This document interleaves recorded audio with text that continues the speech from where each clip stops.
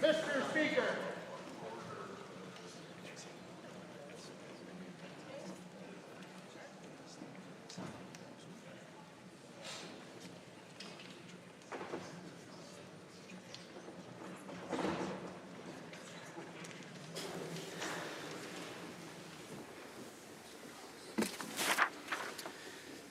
Honourable members, the prayer. Lord, the God of righteousness and truth, grant to our King, to his government, to members of the Legislative Assembly, and to all in positions of responsibility, the guidance of your Spirit. May they never lead the province wrongly through love of power, desire to please, or unworthy ideas, but laying aside all private interest and prejudice, keep in mind their responsibility to seek to improve the condition of all. Amen.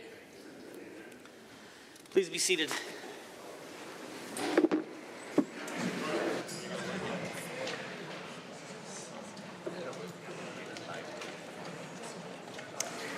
Introduction of visitors.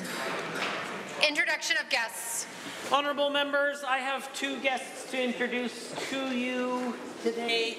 They are two staff from the Legislative Assembly office that are seated in the Speaker's Gallery today. Cynthia Marks is a Bills and Journals clerk who's been assisting temporarily in my office over the past couple of weeks, and I'd like to say thank you so much for your professionalism and assistance, Cynthia. And secondly, a new staff member joining the Speaker's office team. I'm pleased to introduce Anna Vega, who will do a wonderful job in her role as the administrative coordinator to the office. I hope you will all make her feel welcome, and please feel free to stop by the office anytime to say hello. Please rise and receive the warm welcome of the Assembly.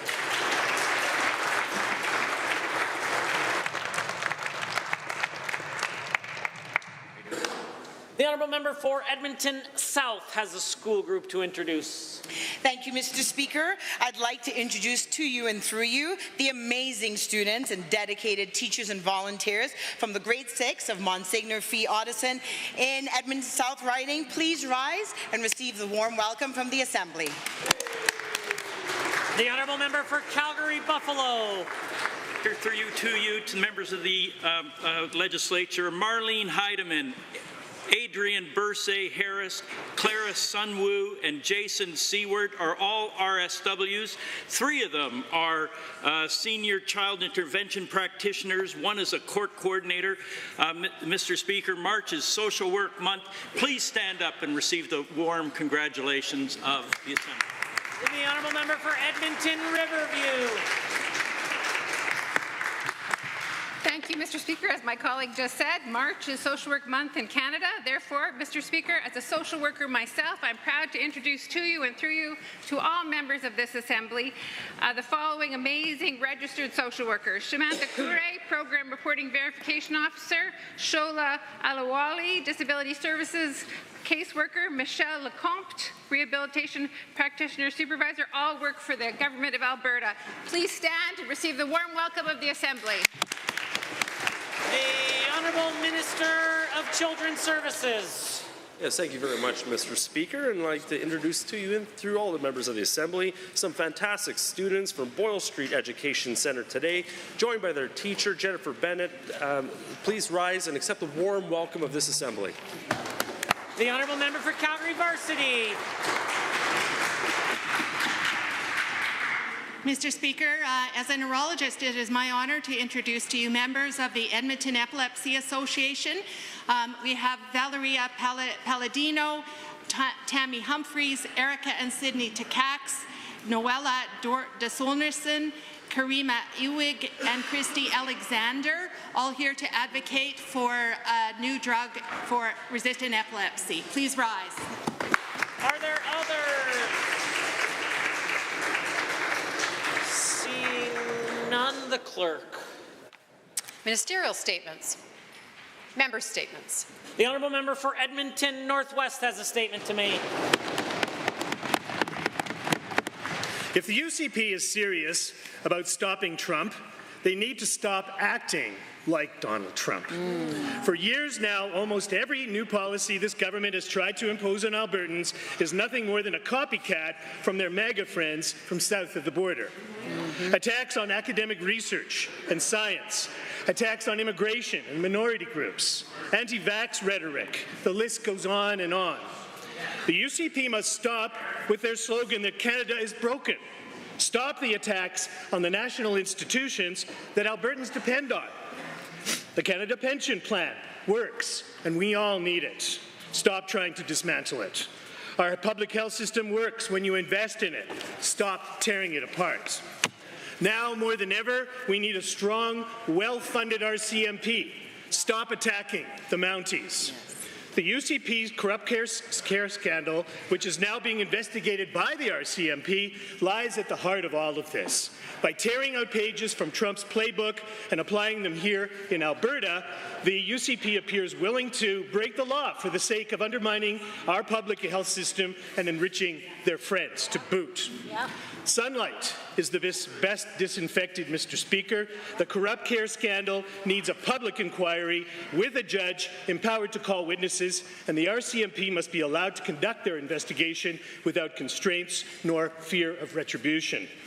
The corrupt care scandal undermines the important work that needs to be done by this government to protect Albertans from the threats of tariffs and threats to our sovereignty as a nation.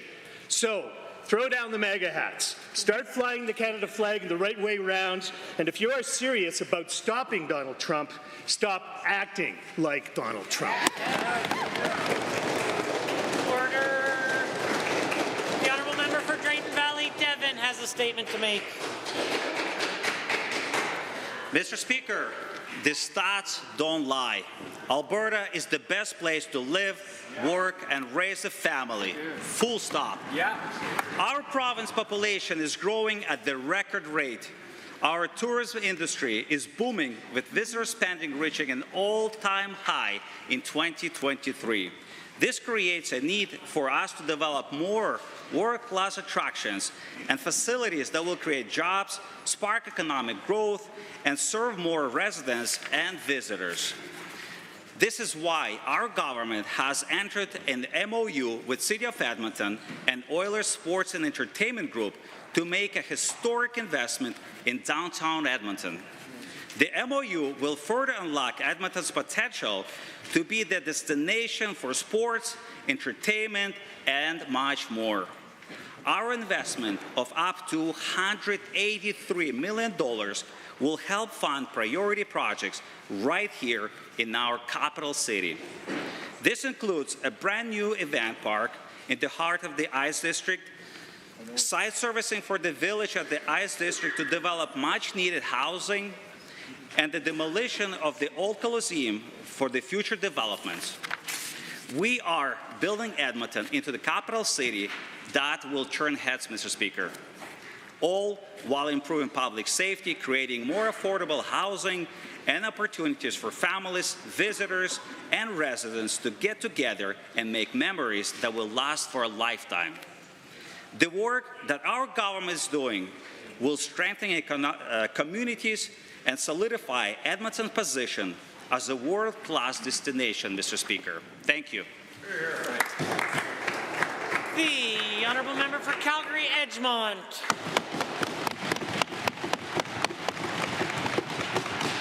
Mr. Speaker, just days after International Women's Day and during Women's History Month, I want to speak about what's happening to women in Alberta under the UCP. While we should be celebrating women's achievements, I must instead speak today about the harsh reality being imposed by this UCP government. Their choices, and make no mistake, these are their choices, are systematically dismantling the essential support that women across our province depend on. Yesterday, the Sexual Assault Centre of Edmonton announced that they could no longer accept new clients for many vital programs. Let me be clear what this means. When a woman gathers the courage to say, "I need help," this government has ensured the answer will be, "Sorry, we've been defunded." I wonder if members across have ever had to look into the eyes of a survivor and explain that their healing isn't in this year's budget priorities. 2 out of 3 women in Alberta will experience sexual violence in their lifetime. Let that sink in. Look around this chamber. Look at your colleagues, look at your staff, look at your families. 2/3 of women in our lives. And this government's response: cut the lifelines they depend on. Each night across our province, shelter workers make that impossible choice about which women and children they can protect and which they can turn away because of the UCP cuts. I invite any member opposite to spend one night explaining to a terrified mother why there's no room for her and her children. Just one night. These are decisions no one should have to make, consequences no government should accept. This government speaks of fiscal responsibility while leaving women to bear the true cost. This is mismanagement. Alberta women deserve better, not corruption, chaos, and cuts.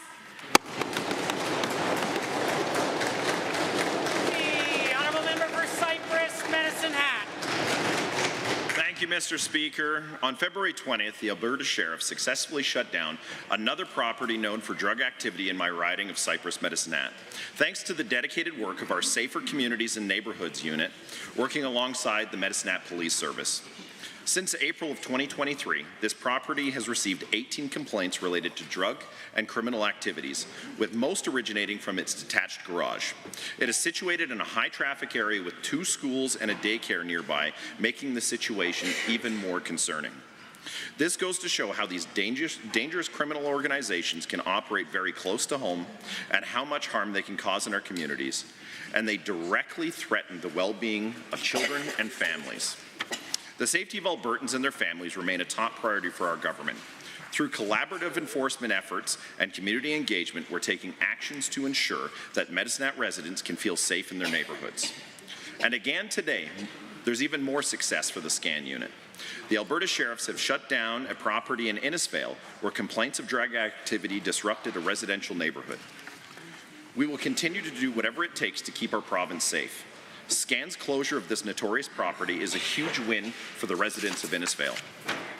This continued success demonstrates our Alberta government's commitment to empowering our communities to actively participate in the creation of safer environments, because public safety is a shared responsibility. Together we can create a stronger and safer Alberta. Mr. Speaker, Albertans deserve to feel safe no matter where they live. The SCAN units help provide and improve that public safety by giving police more tools and partnerships to combat criminal activities. This is why we've expanded it. The success of these operations prove that the efforts we are making significant difference in our community. We're sending a clear message to criminal organizations and drug activity everywhere. You have no place here in Alberta. Good statement. The honourable member for Calgary Acadia is next.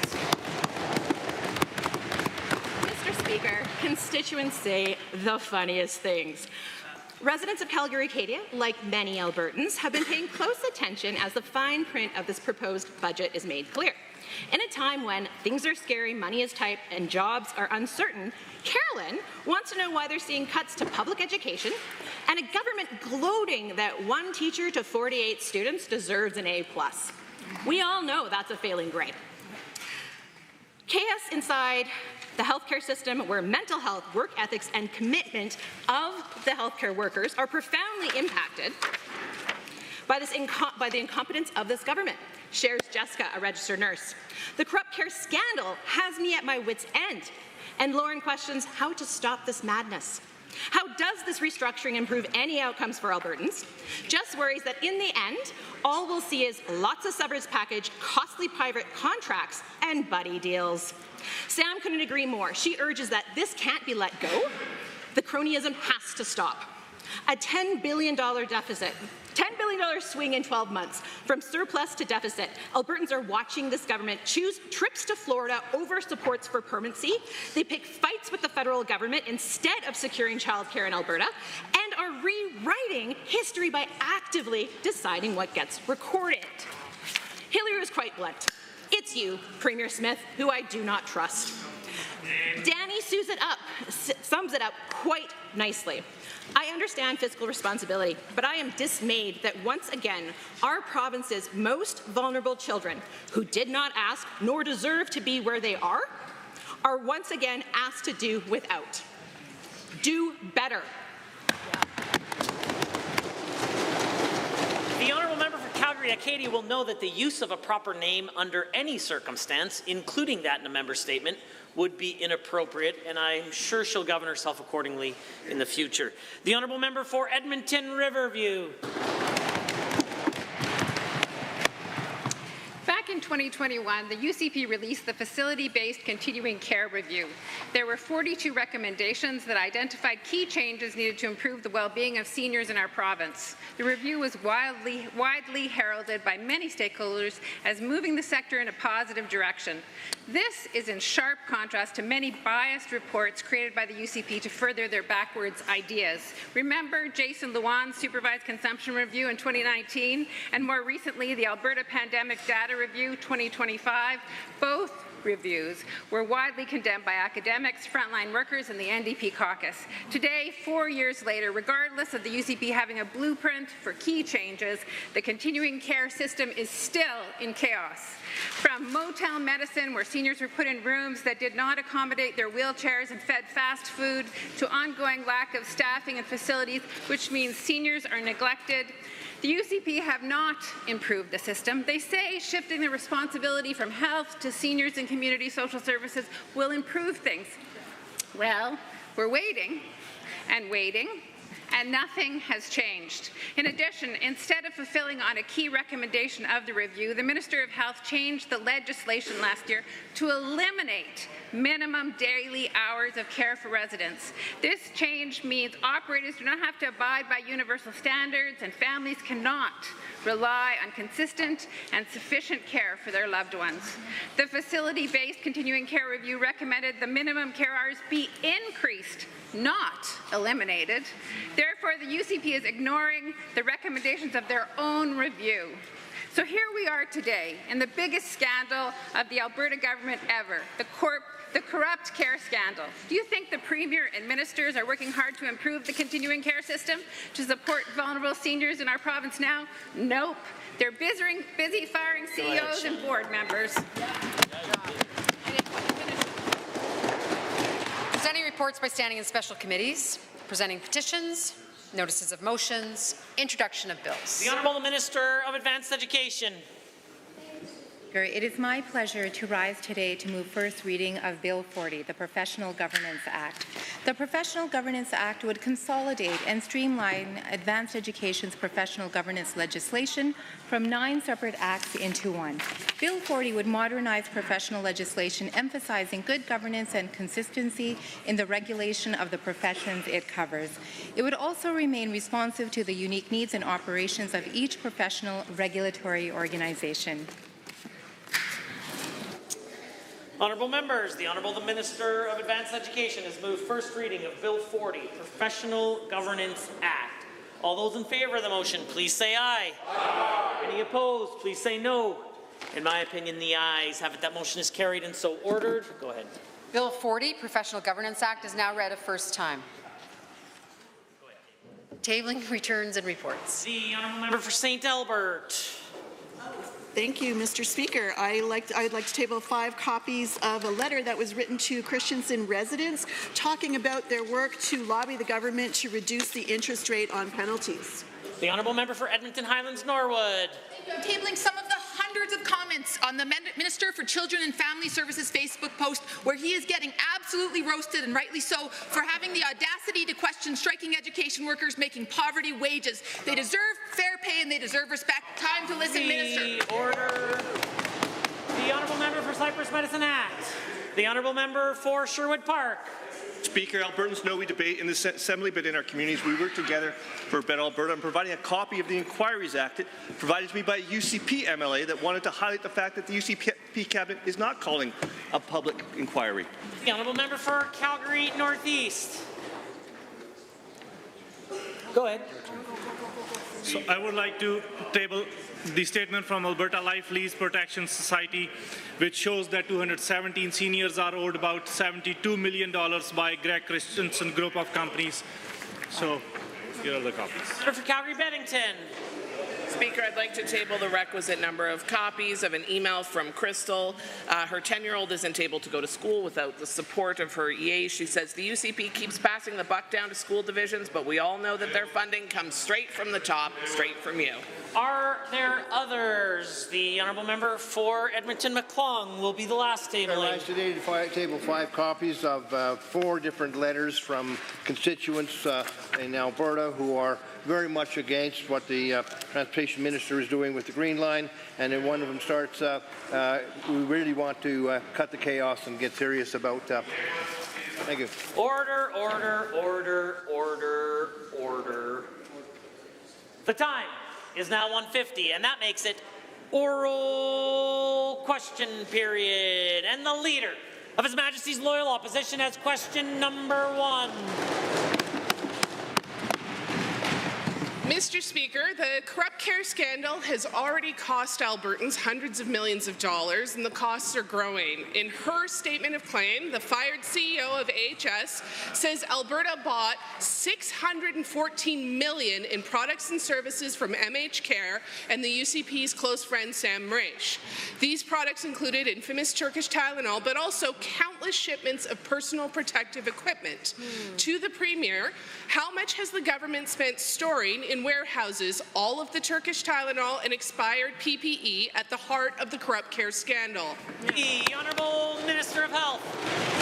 Thank you, Mr. Speaker. As the Premier and myself have stated already, we have very safe and effective medications that are available here in Alberta, while the children in war-torn countries suffer from fevers without access to necessary treatments. Mr. Speaker, the bottom line is that if we can't use those medications right here in Alberta, we need to make sure that they get to those children and to those places where they can be best used. So, Mr. Speaker, while there is medication here in Alberta that is not being used, we are going to make sure it gets to where it can be used in those countries. The Honourable Leader of the Opposition.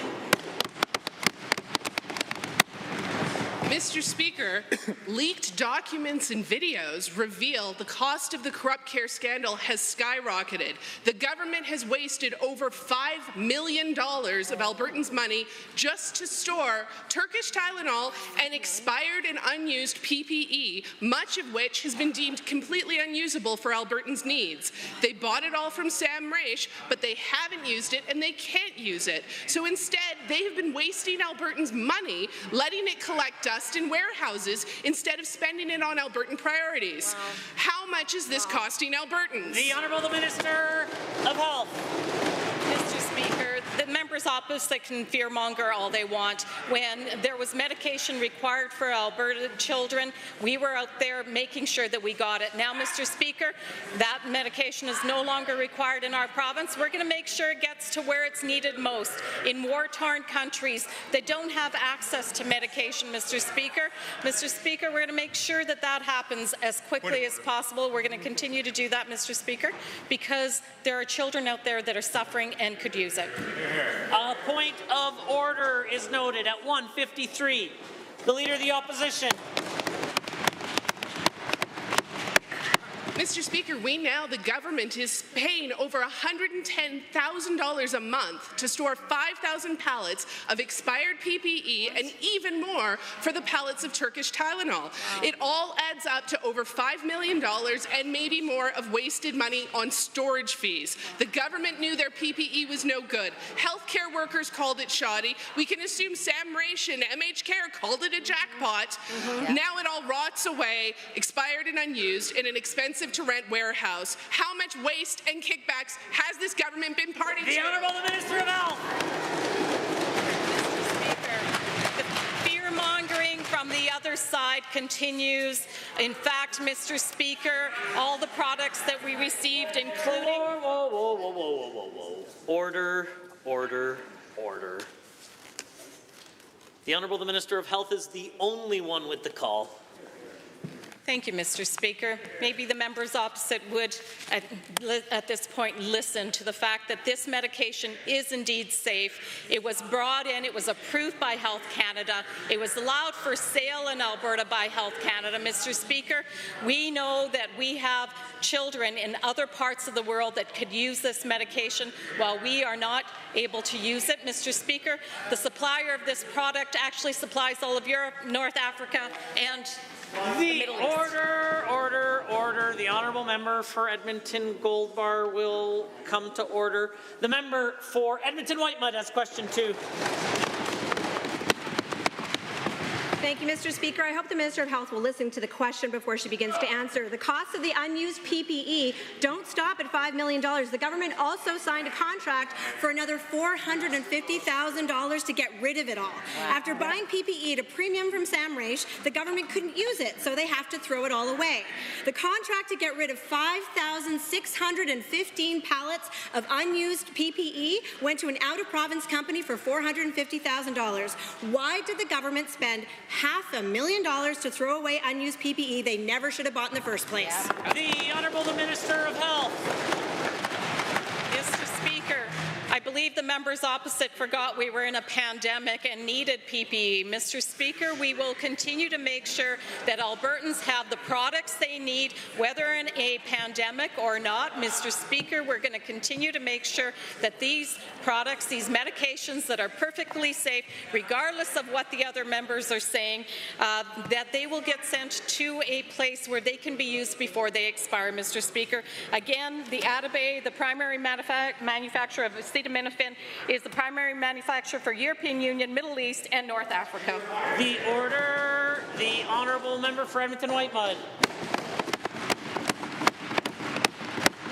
Albertans deserve quality PPE, not the crap that they got. The government's own briefing materials show they entered into an agreement signed in 2023 to get rid of all of this unused, useless PPE. 5,615 pallets of unused PPE, Mr. Speaker, and it's still not even clear how much they got rid of because tons and tons of this stuff is still sitting in a warehouse in northwest Edmonton, just collecting dust. This could be costing Albertans hundreds of thousands of dollars every month just to keep storing this garbage. How much of the unused PPE was disposed of through this contract and how much is going to the dump? Point of order is noted at 157 and 156. The Honourable Minister of Health. Thank you, Mr. Speaker. The member opposite continue to fearmonger and make slanderous remarks about PPE and other products, including the acetaminophen, which we have in stock. Order. I might just note that I noticed the Minister of Health listening to the question. I think she deserves the same respect. The Honourable Minister of Health. Thank you, Mr. Speaker, and I will... Order. The Honourable Member from Edmonton Goldbar may find himself humorous. The Speaker does not, particularly when he's heckling the Speaker. You can choose to be rude, but you will not be rude to the seat or the office of the Speaker. You can even be rude to me, but you will not be rude to the office of the Speaker. The Honourable Minister of Health.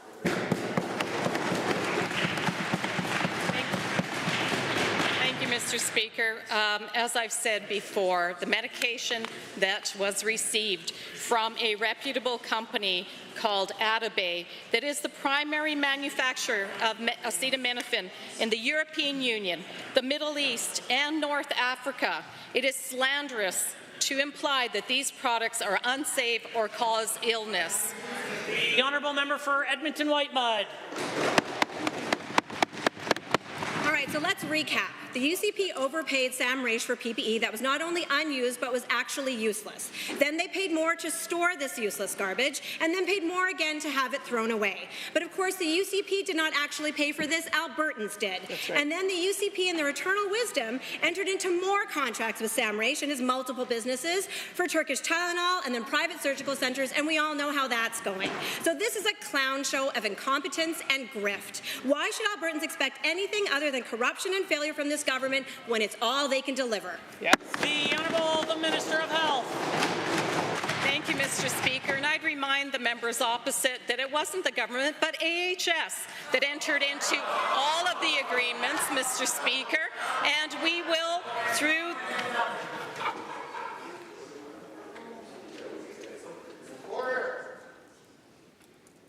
The Honourable the Minister of Health. Thank you, Mr. Speaker. I'll remind the members opposite that it was Alberta Health Services that has entered into all of these agreements, and we are going to find out and get to the bottom of what transpired through the independent third-party review, as well as the Auditor General review, and for the members opposite to wait for those reviews to take place. The Order, the Honourable Member for St. Albert. Let's review the facts. The government had over 5,000 pallets of useless PPE, and who knows what's actually been thrown out yet. And they still have thousands and thousands of bottles of Turkish Tylenol that no one used. And the former CEO of AHS alleges in her statement of claim that is in front of the courts that bloated contracts and kickbacks are at the heart of the corrupt care scandal. It continues to grow tentacles. To the Minister of Health, how many millions in total did the government spend on buying PPE and Turkish Tylenol and letting it rot in a warehouse? Good question. The Honourable Minister of Health. Thank you, Mr. Speaker. Once again, I will inform the members opposite that Alberta Health Services bought PPE. Alberta Health Services, in fact, bought the acetaminophen. And, Mr. Speaker, for the members opposite to question the quality of either is unacceptable because, again, I will reiterate that the product that came from Atabay, which is the primary manufacturer of acetaminophen in the European Union, Middle East and North Africa, which was also looked over by Health Canada. It was allowed in by Health Canada, as was the remainder of products. Mr. Speaker, it's Member for St. Albert. We're absolutely questioning this garbage that they call the Tylenol. 70 million to own the libs? Come on. So it's probably been entirely written off, and now it appears that 5 million has been spent storing it, 450,000 spent trying to take it to the dump, and the costs keep mounting. How much has this government lost on this unused PPE, this garbage Turkish Tylenol, including storage fees and disposal costs? And if they don't know, why not just say so instead of trying to cover it up? Order. The Honourable the Minister of Health. Mr. Speaker, while I have answered that question numerous times, I'm happy to answer it again. Mr. Speaker, Alberta Health Services purchased the products. Mr. Speaker, we are going to make sure that those acetaminophen products that we still have in stock before they expire are able to get to war-torn countries where children are in need of it. Because, you know, Mr. Speaker, it is actually quality product. In fact, it's quality medication that Health Canada, as well as ourselves, have been able to use. The Honourable Member for St. Albert. Albertans are disgusted by this waste of money, but it seems that's all this UCP government is good for. The scandal is about millions in wasted products, millions spent on Turkish Tylenol that the government could not use, but it's grown bigger with shady land deals, expensive warehousing of unused products, and even disposal contracts that the government didn't seem to execute. The only answer, Mr. Speaker, is a fully independent, judicial-led, public inquiry. Will you do it today? Order. The Honourable the Minister of Justice. Mr. Speaker, once again, and for about the 15th time in this session, this government does take all of these allegations very seriously. That's exactly why, Mr. Speaker, an independent... The Honourable Minister of Justice. Thank you very much, Mr. Speaker. That is exactly why an independent former judge of the Provincial Court of Manitoba is leading an independent investigation. Mr. Speaker, that is why the Auditor General, an independent office of this Assembly, is leading an investigation. Mr. Speaker, that's why the RCMP, an independent police detachment, is leading an investigation. There are multiple independent investigations. The Honourable Member for Calgary Mountain View has a question to ask. When a judge summons you to court, you go. You go because otherwise you can end up in jail. A judge in a courtroom has that power. The judge can compel people to show up, to answer, to produce documents. That's how they find the truth. A public inquiry has those powers too. The judge in the UCP's supposed investigation, well, they didn't give him those powers. Any lawyer, let alone the Minister of Justice, would know that. So my question to the Minister of Justice is, why is he trying to pass off his sham investigation as a public inquiry when he knows that it isn't? The Honourable the Minister of Justice. Mr. Speaker, we have an incredible amount of faith in former Chief Justice Wyant to conduct an independent investigation. We know that he is capable of doing so. This government has committed to providing everything necessary for that investigation to take place. We've committed to working with the Independent Office of the Auditor General. We've committed to working with the RCMP and cooperating with their investigation as well. Mr. Speaker, the honourable member's question has no substance. We have committed to working with every single independent investigation as required. The Honourable Member for Calgary Mountain View. The allegations in the corrupt care scandal are against the UCP cabinet. They are allegations of corruption, political kickbacks, favors traded for bloated contracts. It is the UCP government, their ethics, their competence that is called into question. You don't need a law degree to know that the same cabinet deciding which questions a judge can ask isn't an investigation. So the Minister of Justice finally admit that the UCP deciding what evidence the investigation can see really just is them investigating themselves. Honourable the Minister of Justice. Speaker, you don't need a law degree to understand that question, but that member does have a law degree and unfortunately did not get it right, Mr. Speaker. The Premier has committed 100% unconditionally to supporting the investigations that are taking place. There are processes in this province for the type of investigations that are taking place. This government is fully cooperating with those investigations. In fact, we've been encouraging that they be expedited. We will get to the bottom of this, Mr. Speaker, and this government will fully comply with everything required. The order, the Honourable Member for Calgary Mountain View. Again, what's at issue in the corrupt care scandal is the integrity of UCP cabinet ministers. Allegedly, we can't trust them not to allow kickbacks and bloated contracts, but we're supposed to trust them to turn over all the evidence of their own corruption? Without a public inquiry, we have nothing but the UCP's own word that they didn't hide evidence. We might as well just ask us to tell us whether they're corrupt. The public deserves answers. So will the Minister of Justice do the right thing, stop the sham investigation, and appoint a judge to lead an actual public inquiry? The Honourable Minister of Justice. Mr. Speaker, all we have right now are a number of allegations, but what we do know is that we are fully supporting the investigations that are taking place right now. We have a highly respected former Chief Justice leading an investigation. We will cooperate with that. We have the RCMP working on their own investigation. While the members of the opposition want us to get involved and direct, we simply won't do that. But what we will do is that we will cooperate with that investigation to its fullest possible extent. The Honourable Member for Calgary Foothills. Mr. Speaker, the former AHS CEO says AHS employee Jitendra Prasad was this government's man on the inside. She alleges he helped secure hundreds of millions in contracts between the government and Sam Raish. But that's not the only person who knows about him. It is alleged the Premier's chief of staff called him his guy, and that he was at AHS to, quote, get contracting right. Wow. To the Premier, other than handing hundreds of millions in contracts over to Sam Raish, what else did Prasad do to help this government and their wealthy friends? The Honourable Minister of Health. Thank you, Mr. Speaker. These are all allegations made by a former employee of AHS who, in fact, is looking for a settlement, a large settlement. Mr. Speaker, the government will be filing our statement of defence very shortly, Mr. Speaker, and at that time we would encourage all the members opposite to read it and see our side of the story. The order. The Honourable Member for Calgary Foothills.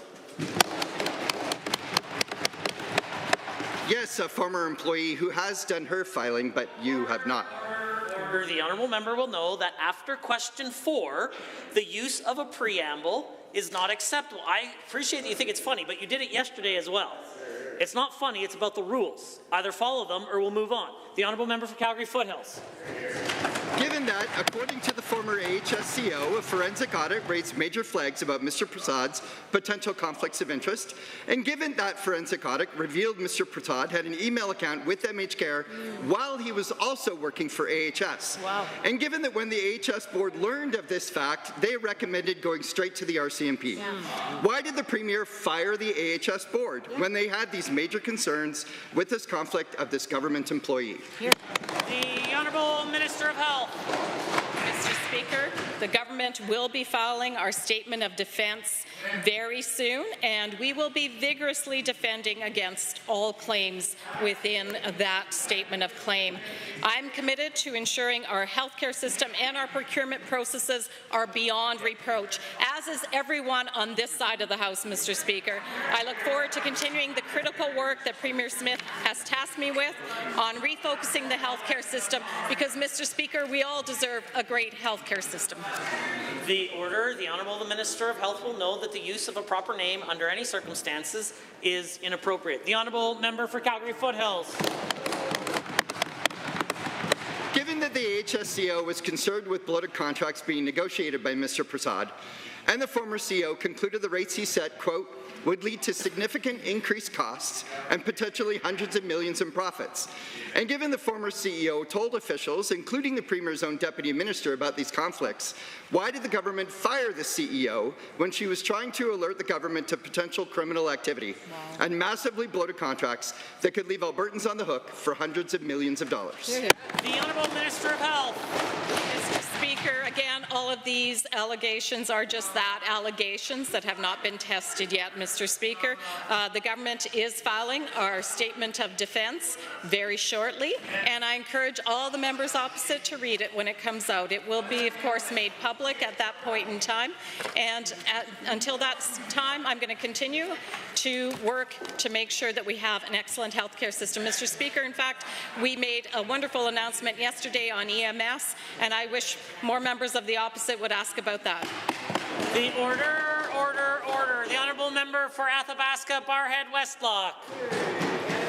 Thank you, Mr. Speaker. Budget 2025, if passed, is meeting the challenges facing our province.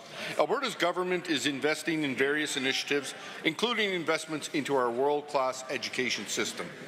Mr. Speaker, last week the Minister of Education highlighted how many new school projects will be approved through Budget 2025 if passed. To the Minister of Education, can you please provide an update to Albertans and members of this Assembly on what communities outside the Calgary and Edmonton metro area will be receiving a new school project through Budget 2025? The Honourable Minister of Education. Well, thank you very much, Mr. Speaker. In fact, Lesser Slave Lake received a new school in Budget 2024, the Red Earth Creek School. But in Budget 2025, 9 school projects have been approved for communities outside of Calgary and Edmonton metropolitan region. I'm happy to talk a little bit more about those, more specifically the communities of Lethbridge, Brooks, Grand Prairie, Cold Lake, Fairview, Muskegee Lake, and Fort McMurray will all be receiving school projects through Budget 25 if passed. And I'm happy to provide more details about those individual projects. The Honourable Member for Athabasca Barhead Westlock.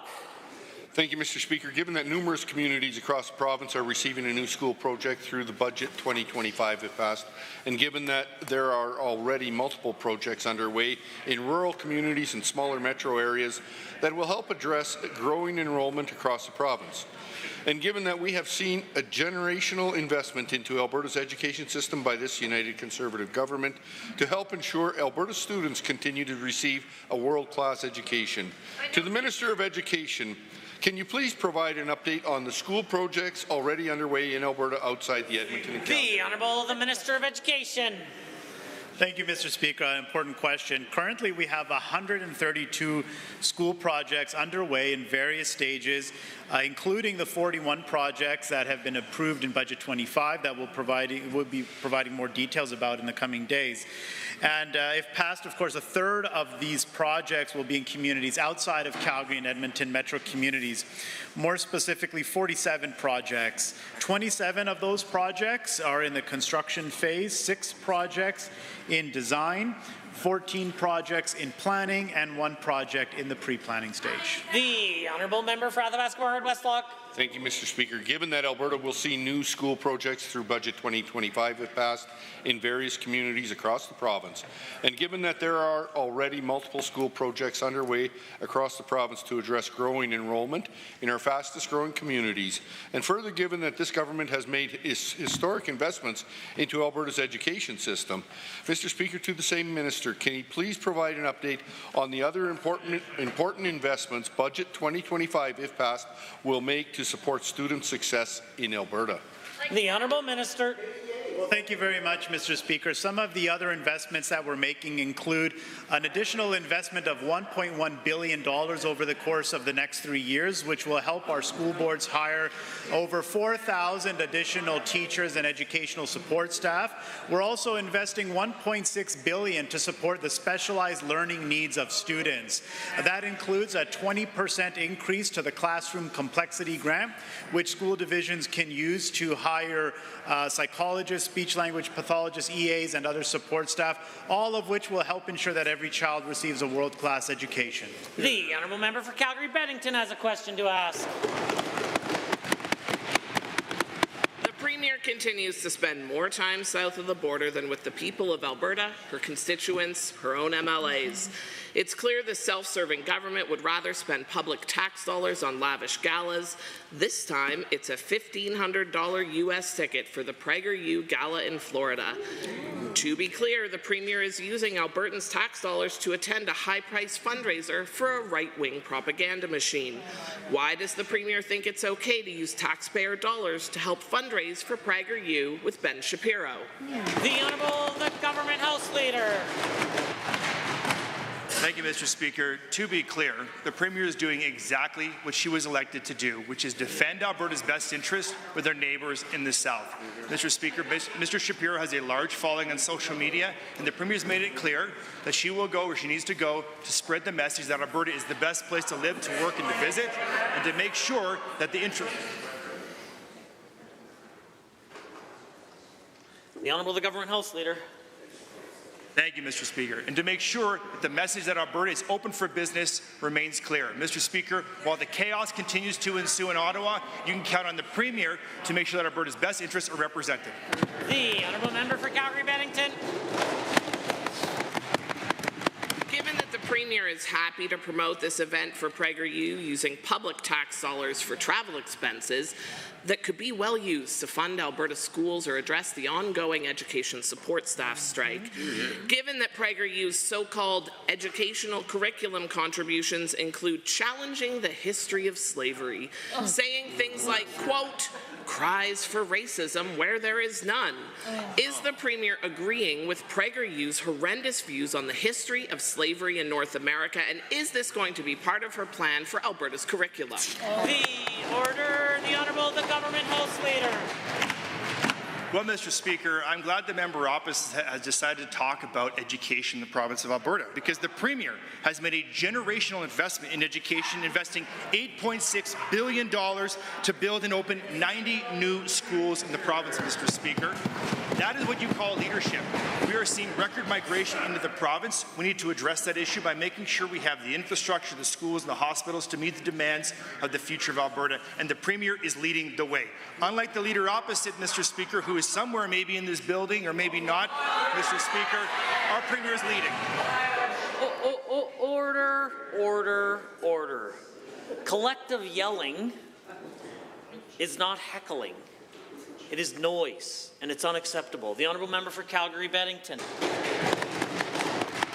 Given the Premier is spending spending Albertans' money for an all-expense-paid vacation to Florida in the middle of a trade war to hang out with her extreme buddy Ben Shapiro, given that other premiers are cancelling their trips to the U.S. to show support for Canada while this premier vacations in Florida, and given that Ben Shapiro falsely claimed murdered black men like Trayvon Martin were responsible for their own deaths.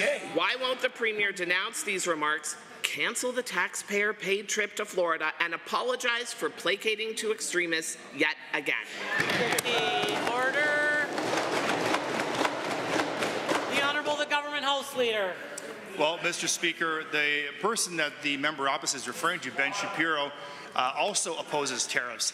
And Mr. Speaker, while we're looking at an uncertain future with our neighbours to the south, the Premier will continue to do the job that she was elected to do, to defend our province against the uncertain future of tariffs. Mr. Speaker, I'm grateful that our Premier is here day in and day out doing her job, defending our province while the chaos ensues in Ottawa, Mr. Speaker. Real leadership is happening right here in this chamber, Mr. Speaker. Order. Order. The honourable member for Edmonton Northwest is the only one with a call. Thank you, Mr. Speaker. Few of us would want to cast our memories back to the pandemic. But it was hard not to be reminded of those dark days when I learned that defective PPE that the UCP government purchased from their friends is sitting in a warehouse in my constituency. I've seen the pictures. I have a simple question for the Minister of Health. Why is this government wasting millions of dollars, Alberta tax dollars, to store defective PPE that they should not have even purchased in the first place? The Honourable the Minister of Health. Mr. Speaker, I've already answered that numerous times here. I'm happy to answer it again, Mr. Speaker. Alberta Health Services purchased PPE during a pandemic. Mr. Speaker, during a supply shortage of children's Tylenol, AHS purchased acetaminophen from a reputable company that in fact provides acetaminophen for all of Eastern Europe, European Union, Middle East and North Africa. It is safe. It does not cause illness, Mr. Speaker. I will just say that we are going to continue to make sure Albertans have what they need. The honourable member for Edmonton Northwest. Well, Mr. Speaker, given that this government has spent what appears to be in excess of $5 million to warehouse faulty and useless PPE, the kind that the frontline workers once labelled as smelly, ill-fitting, and that gave them skin rashes, and given that this carelessness have left the people in my riding feeling as though the UCP considers their neighbourhood just to be a place to dump and hide useless medical equipment, I ask to the Minister, will you at least do us the courtesy of outlining what is the disposal plan and how much more is that going to cost? Yes. The Honourable the Minister of Health. Mr. Speaker, once again, I will inform the members opposite that it was Alberta Health Services that actually purchased the product and continues to be responsible for it. We will make sure that the additional acetaminophen that we have available is able to be put to good use in war-torn countries. That is what we're working on. Mr. Speaker, as soon as I have finalized information on that, I will make sure to get that out to the members opposite and to all of the House. Mr. Speaker, we're going to continue to be responsible with the products we have. The honourable member for Edmonton Northwest.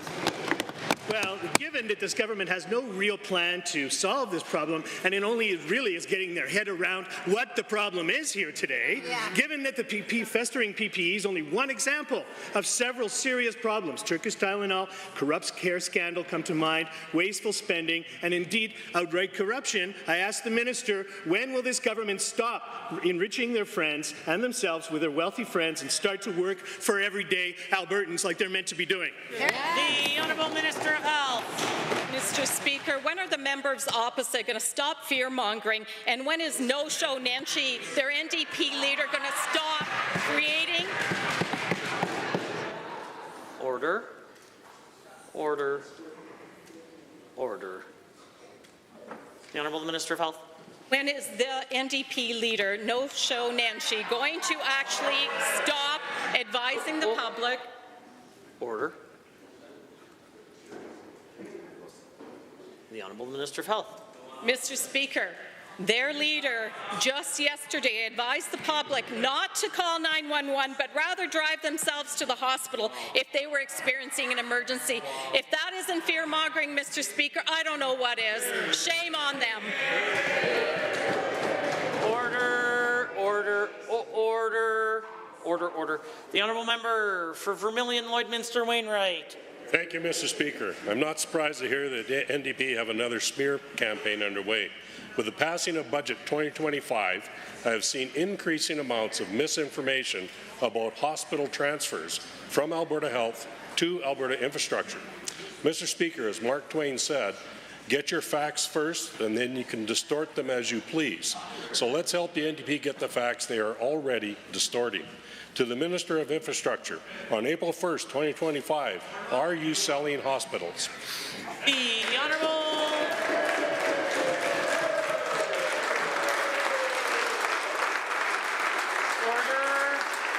Order. The Honourable the Minister of Infrastructure. I haven't even heard my answer yet, Mr. Speaker. I want to be crystal clear. No one is selling hospitals and no one is privatizing healthcare, full stop, Mr. Speaker. It's disheartening that the opposition is not aware of the Canada Health Act in that regard. Mr. Speaker, all health-owned properties will be transferred over to infrastructure on April 1st as part of the Real Property Governance Act that passed last year. This should not be surprising even to the opposition.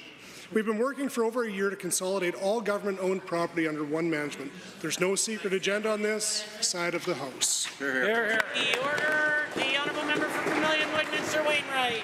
Thank you, Mr. Speaker. Given that there are many care operators already working in health facilities across the province, and given that these operators already purchase their own insurance, their own maintenance, and pay their own utilities, and further given that Alberta care operators are critical to communities across the province, to the same minister, how much will these property transfers cost operators and how will it impact quality of care? The Honourable Minister of Infrastructure. Thank you, Mr. Speaker. These properties will all be leased back to the applicable health entity or agency for no cost. As is the case already, the leasing organization is responsible for all costs under the lease, like insurance, property maintenance, and utilities. Put simply, while specific ownership will change, there is no impact to services in any of these facilities. Mr. Speaker, the Government of Alberta already plans, builds, and pays for hospitals and other public health care facilities. This change allows us to maintain ownership of our assets and efficiently use taxpayer funds. The honourable member. Thank you, Mr. Speaker. Through you to the Minister. Given that Alberta Infrastructure already manages most of the government's property, and given that the Real Property Governance Act passed last spring gives the province the right of first refusal on assets such as health facilities when the buildings reach the end of their useful service life, and further given that the changes passed under the RPG Act will make Alberta's government better stewards of taxpayer dollars. To the Minister, how will the property transfer on April 1st, 2025 enhance government efficiency and save tax dollars? The Honourable Minister of Infrastructure. Thank you, Mr. Speaker. Imagine hiring a contractor to build a house, paying the contractor to maintain it, and then after a few years the contractor moves out and sells you that house you've been paying for the entire time. It's not logical, Mr. Speaker. When these buildings reach their end of life, some health agencies are selling them and or the land back to the government at market value. Mr. Speaker, we were paying twice to own the same building and land. To reiterate, no one is selling hospitals. We will not pay twice to own the same facilities, and we are committed to effectively managing Albertans' money. Hear, hear. The honourable member for Calgary Falconridge has a question to ask. Mr. Speaker, Albertans are living in fear of the Trump tariffs, and they see no relief from the government. In Alberta, small businesses, mainly in manufacturing, importing and exporting, aren't multi-million-dollar operations. They are small shops providing good jobs, but they are vulnerable to 25% tariffs. To the Minister, what is this government doing to help these businesses survive and keep employees on the payroll? Because right now, it doesn't look like much. Good question. The Honourable Minister of Jobs, Economy and Trade. Thank you, Mr. Speaker. Alberta has always built the conditions for all businesses to succeed. That's why we have the lowest taxes in Canada. That's why we're obsessed with eliminating business slowing regulation. And right now, in response to this situation with the United States, we're engaging with industry, with our provincial and territorial and federal counterparts on how best to respond. Obviously, this is a fluid and dynamic situation. The worst thing to do would be, like the NDP, to start doing things without thinking about it. Thank you. The order, the Honourable Member for Calgary Falconridge. given that this Premier's whirlwind of cocktail parties and far-right media appearances on the taxpayers' dime has delivered zero relief for Alberta farmers, and given that billions in agriculture trade are now at risk due to these tariffs, and given that rising costs this UCP government can control, like soaring insurance rates, electricity and utility prices, are already slashing farmers' margins. To the Minister, Alberta farmers deserve better. What is he doing to ensure no more farms go out of business under his watch? The Honourable Minister of Agriculture and Irrigation. Well, thank you, Mr. Speaker. And listen, what I can say is this. Our ministry is working tirelessly with our farmers and ranchers every single day to make sure that they are represented at the federal level properly. This is a mess that the federal government made. It is their mess to clean up, full stop. We are going to continue to advocate on the federal level to make sure that they're supporting farmers and ranchers adequately, and that if they do put retaliatory tariffs in place, that those retaliatory tariffs stay industry specific and get back to our farmers and ranchers at this time. The Honourable Member for Calgary Falcon-Ridge. Given that Budget 2025 predicts over 15,000 job losses this year, and ATB financial economists warn that number could climb to 33,000 if these tariffs take effect, and given that many of these jobs are in middle and low-income sectors hitting rural Alberta hardest, on top of an affordability crisis caused by this UCP with skyrocketing utility bills and massive insurance premiums. To the Minister, will this government provide any support for Albertans losing their livelihoods due to Trump's reckless tariffs, or will they be left to fend for themselves? Good question. The Honourable Minister of Jobs, Economy and Trade. Mr. Speaker, I think it's a little irresponsible to speculate on job losses related to tariffs. We don't know. We don't know exactly what tariffs are going to be on, how they're going to be implemented, for how long they're going to last. We certainly don't need to concern families around the tables until we know what the situation is. The last time there were tens of thousands of jobs lost in this province was under the NDP government. They were anti-business and they were anti-energy, which is one of the reasons the country is not as diversified and does not have the infrastructure in place to trade with alternative partners. Mr. Speaker, we're doing everything we can to repair the damage they did. The Honourable Member for Grand Prairie Wapiti. Mr. Speaker, Alberta's government is committed to putting more money back into the pockets of hardworking Albertans through the introduction of an 8% personal income tax bracket on income up to $60,000.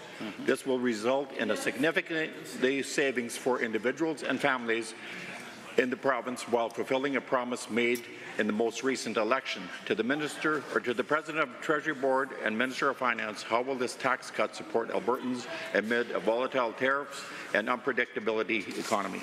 The Honourable Minister of Finance. Thank you, Mr. Speaker. Thank you to the member for the question. We committed to this tax cut in the 2023 election, an election that we won, an election where you guys ran on raising taxes and lost. And in this time of great uncertainty for our economy, with the tariff situation changing not just daily but sometimes hourly, it was important for us to give 2 million Albertans more financial stability. It will help individual Albertans, families, and provide more money for them to spend in their local economies. And I know everyone in this House wants it. If you go and Hansard, you barked at me, totally choreographed. Where's my tax cut? It's here. The Honourable Member of Grand Prairie Wapiti. Thank you, Mr. Speaker. Given Alberta is currently facing a deficit, and given that this may cause some to question whether now is the right time to introduce a tax cut, and given that Alberta has continually demonstrated strong fiscal management while maintaining affordability for families, to the President of the Treasury Board and Minister of Finance, how can the government responsibly implement this tax cut while ensuring essential services are protected and the province remains on a path to long-term fiscal sustainability? Great. The Honourable Minister of Finance. It's a good question. I think it's the best question I've heard today, to be honest, Mr. Speaker. Alberta will come out of this stronger than ever. I have full belief that we will weather this storm and come out better than ever. The country is talking about pipelines, it's talking about egress, it's talking about markets, it's talking about lowering interprovincial trade barriers, things this government has stood for since 2019. What we're doing here is ensuring that Albertans have a chance to weather this storm as well. This is important stimulus for the economy in this very uncertain time. and we know that it'll be our way of helping everyone ride through this storm. The honourable member for Grand Prairie Wapiti. Mr. Speaker, and through you to the Minister, given that Alberta's economy is strengthened by hardworking individuals, innovation and low taxes, and given reducing the tax burden on individuals and families will leave Albertans with more disposable income to spend and invest and contribute to our economy, again to the Minister of Finance, how will lowering the personal income tax benefit Albertans while supporting job creation and attracting new investment across this province? Great. The Honourable Minister of Finance. Thank you, Mr. Speaker. As the Premier said when she announced the tax cut, it's Albertans' money. By allowing Albertans to keep more of their wages and salaries, they're able to spend it on things like groceries, pay their bills. Having lower personal income taxes also means it's easier to attract talent from across the world, and coupled with the lowest corporate tax rate in Canada, it means that we are a prime destination for companies to invest and to bring in the workers that we need. The honourable member for Edmonton Manning.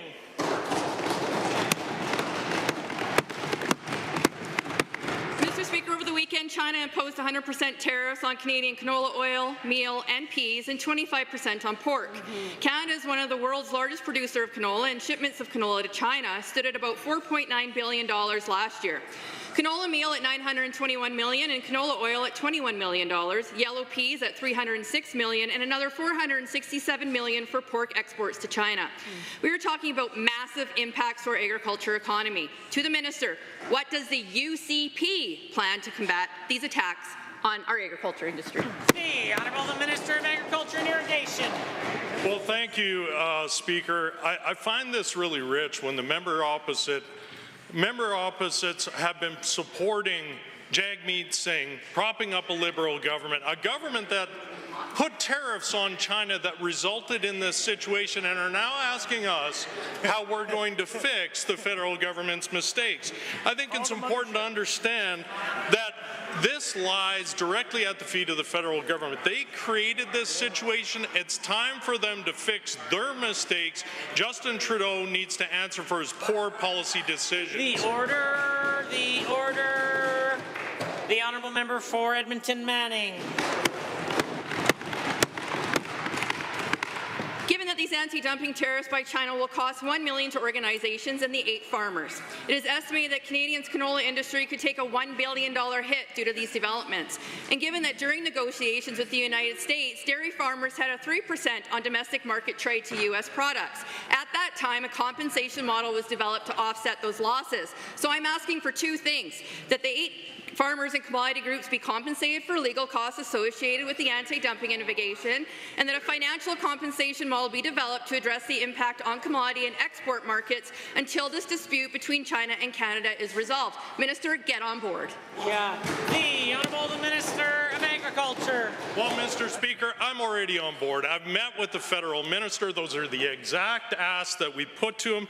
But I want to be clear, and I think a person that said it best, I'm going to quote Rick White, Canadian Canola Growers Association President and CEO. He said, Canadian canola farmers are facing an unprecedented situation of trade uncertainty from our 2 largest export markets only weeks before planting begins. The impact of the federal government's trade policy decisions is now playing out at the farm gate, making it imperative that the federal government respond with a plan for full financial compensation. The Honourable Member for Edmonton Manning. Given that the government has only budgeted an assumption of 15% on all tariffs in this year's budget, and given that we are now at 100% tariffs on canola oil, canola meal, and peas, an additional 25 on pork, and given that the United States has planned 25 tariffs on all agricultural commodities, which will significantly detriment both crop and livestock production and cause deep concerns among Alberta beef producers, will the minister admit that the 15% tariff assumption in the budget is incorrect? And will he renegotiate stronger BRM supports at the next FPT to support the agriculture industry? Come on, Minister. The industry's... The order, the Honourable Minister of Finance. Speaker, I never said that we have a crystal ball or that the U.S. came to us and said, oh no, disregard everything, it's actually 15%. I made that pretty crystal clear during the budget Q&A. What we did was give our best guess at what a plausible course would be. 25%, down to 0, down to 15. We don't know. But what we did do was take a significant chunk of the risk and put it in our baseline. That is not what we've seen other. That is not what we have seen other provinces do. That was real leadership, and the credit rating agencies agree. Order, order, order, order. The honourable member for Edmonton Castle Downs has a question to ask. Albertans deserve transparency from their government, Mr. Speaker. Bill 35, the All-Season Resorts Bill, gave the Minister of Tourism and Sport the power to remove protected area designations, an unprecedented transfer of power that exempts all-season resort development from normal environmental planning and review process. Many Albertans are questioning the contract procurement practices of this government. To the Minister, is this yet another area in which we can expect to see contracts granted to pals of the UCP? Yeah. The Honourable Minister of Tourism. Well, thank you, Mr. Speaker, and I appreciate the honourable member recognizing the importance of tourism. This is actually the first time since becoming the minister a member from the opposition has actually asked me a question about sports or about tourism. It must be because we agree about a whole lot of things, including the importance of telling the Alberta story, Mr. Speaker. And one of it is our rich landscapes and beautiful vistas, something that we're going to share with the rest of the world by creating all-season resorts for visitors from around Alberta, around Canada, and around the rest of the world to come and visit. The honourable member for Edmonton Castle Downs. Mr. Speaker, given that I recently spoke with a constituent and former AHS employee who said that she would not have even considered going for a coffee with an individual who sells medical devices or is otherwise involved in procurement process, even for appearance's sake, given the Premier recently stated that she and her cabinet are not involved in procurement, why is it that this government is so comfortable publicly meeting with and developing relationships with those who are? The Honourable Government House Leader. Mr. Speaker, I'll start my answer with calling a point of order. Those questions are certainly not relevant, but what I would love to do is take another moment to talk about the importance of developing tourism in the province of Alberta, Mr. Speaker.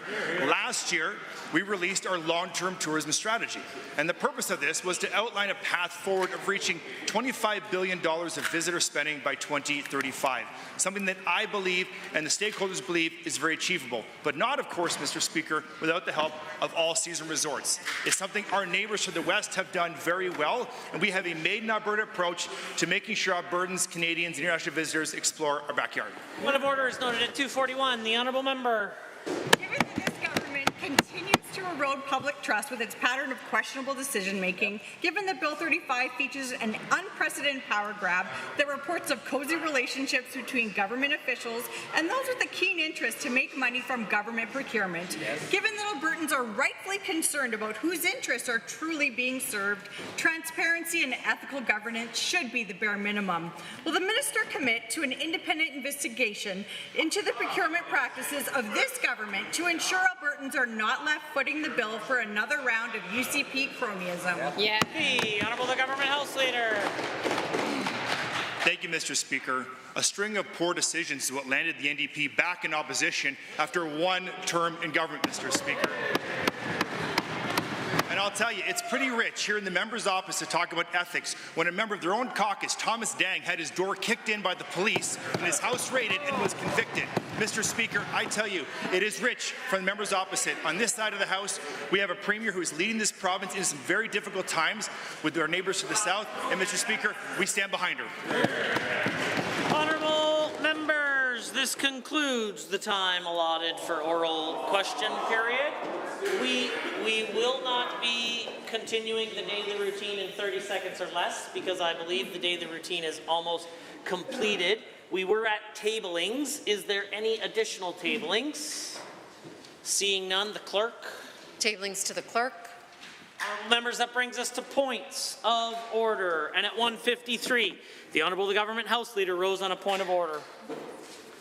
Yes, Mr. Speaker. At the time noted, I rose in a point of order under 23H, I, and J. At the time noted, the Honourable Minister of Health was speaking with regards to acetaminophen being sent to Ukraine. At the exact same time, the member from Edmonton-Rutherford could be heard saying, "You're going to kill those kids." Okay. Mr. Speaker, This language is disgraceful. It is unbecoming of a member of this chamber to suggest that the Honourable Minister of Health is intending, directly or indirectly, to kill children in a foreign country.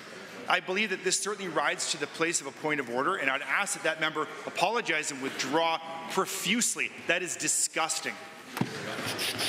The Deputy Opposition House Leader. Thank you, Mr. Speaker. I didn't hear it, and I don't know if it was caught on the answered.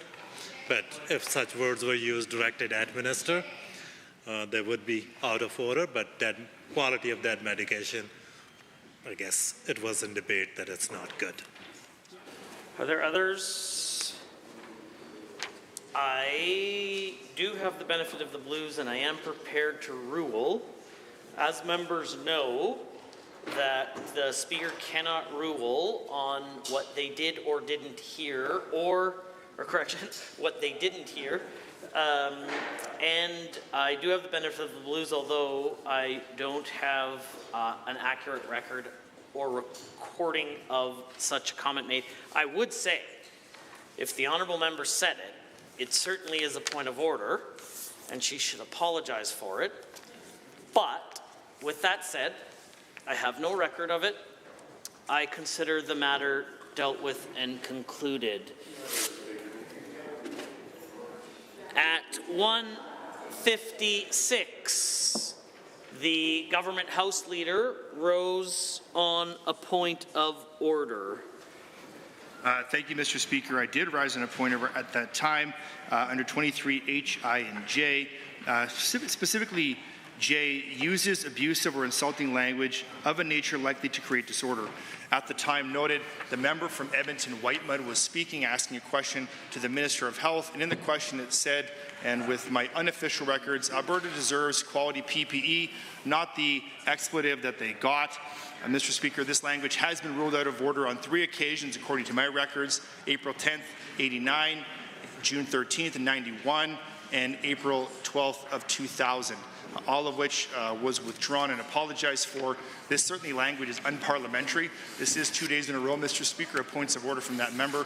I'm hoping that conduct improves in this chamber. The honourable member for Edmonton-Whitemud. Yeah, I apologize and withdraw, Mr. Speaker. Thank you for your apology. I consider the matter dealt with and concluded. I might note for all of our honourable colleagues how such an apology doesn't continue to create disorder. I say thank you to you for that. Honourable members, that brings us to point of order number 3 at 1:57. The official opposition House Leader rose on a point of order. Thank you, Mr. Speaker. At that point, official opposition House Leader rose pursuant to section